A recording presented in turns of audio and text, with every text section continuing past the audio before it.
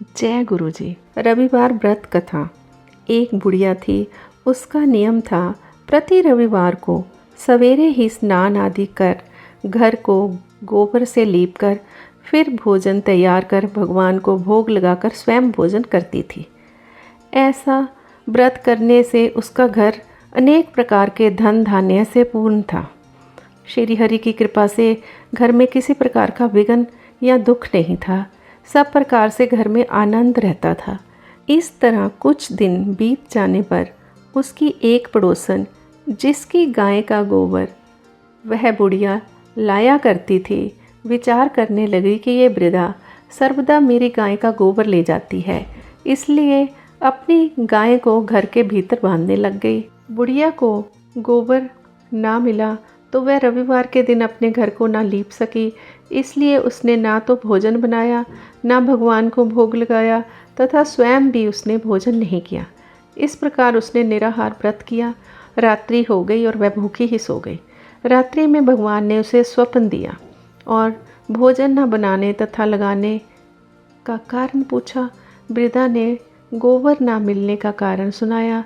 तब भगवान ने कहा कि माता, हम तुमको ऐसी गाय देते हैं जिससे तुम्हारी सभी इच्छाएं पूर्ण होंगी, क्योंकि तुम हमेशा रविवार को गौ के गोबर से लीप कर भोजन बनाकर मेरा भोग लगाकर खुद भोजन करती हो।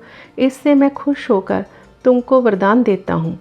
निर्धन को धन और बांझ स्त्रियों को पुत्र देकर दुखों को दूर करता हूँ तथा अंत समय मोक्ष देता हूँ। स्वप्न में ऐसा वरदान देकर भगवान तो अंतर्ध्यान हो गए। वृद्धा की आँख खुली तो वह देखती है कि आंगन में एक अति सुंदर गाय और बछड़ा बंधे हुए हैं। वह गाय और बछड़े को देखकर बहुत प्रसन्न हुई और उसको घर के बाहर बांध दिया और वहीं खाने को चारा डाल दिया। जब उसकी पड़ोसन बुढ़िया ने घर के बाहर एक अति सुंदर गाय और बछड़े को देखा तो द्वेष के कारण उसका हृदय जल उठा और उसने देखा कि गाय ने सोने का गोबर किया है, तो वह उस गाय का गोबर ले गई और अपनी गाय का गोबर उसकी जगह पर रख गई।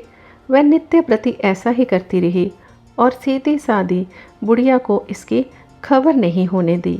तब सर्वव्यापी ईश्वर ने सोचा कि चालाक पड़ोसन के कर्म से बुढ़िया ठगी जा रही है, तो ईश्वर ने संध्या के समय अपनी माया से बड़े जोर की आंधी चला दी।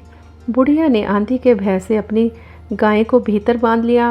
प्रातःकाल जब वृद्धा ने देखा कि गाय ने सोने का गोबर दिया है तो उसके आश्चर्य की सीमा ना रही। वह प्रतिदिन गऊ को घर के भीतर बांधने लगी।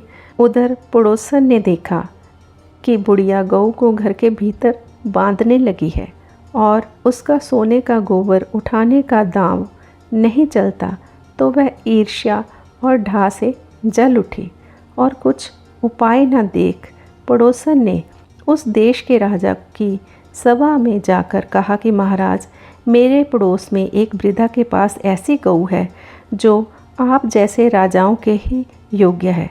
वह नित्य सोने का गोबर देती है। आप उस सोने से प्रजा का पालन करिए। वह वृद्धा इतने सोने का क्या करेगी? राजा ने ये बात सुन अपने दूतों को वृद्धा के घर गऊ लाने की आज्ञा दी। वृद्धा प्रातः ईश्वर का भोग लगा भोजन ग्रहण करने ही जा रही थी कि राजा के कर्मचारी गऊ खोलकर ले गए।